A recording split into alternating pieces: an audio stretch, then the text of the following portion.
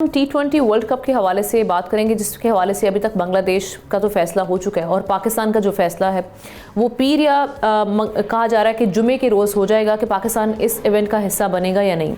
ये खबरें तो हम देखते रहे हैं, लेकिन चंद दिन बाकी रह गए हैं इस इवेंट में और खेल के जुनून से पहले खौफ की एक लहर भारत में फैलती दिखाई दे रही है। जी हाँ, T20 वर्ल्ड कप 2026 की तैयारियों के बीच एक ऐसा खतरा सामने आया है जो सिर्फ स्टेडियम नहीं, पूरे निज़ाम को हिला सकता है। मगरबी बंगाल में नीपा वायरस के तस्दीक शुदा केसेस ने सेहत के महकमों को हाई अलर्ट पर डाल दिया है।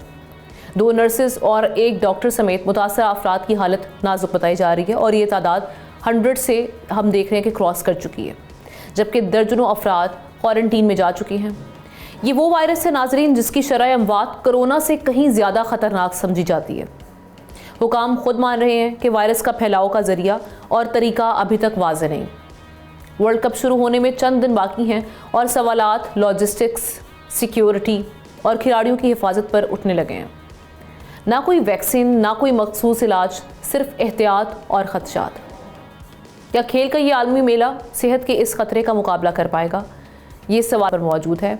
इस खबर के हवाले से कमेंट सेक्शन में जाके आप अपनी राय का इजहार कर सकते हैं। सब्सक्राइब करें और बेल दबाएं ताकि कोई खबर रह न जाए।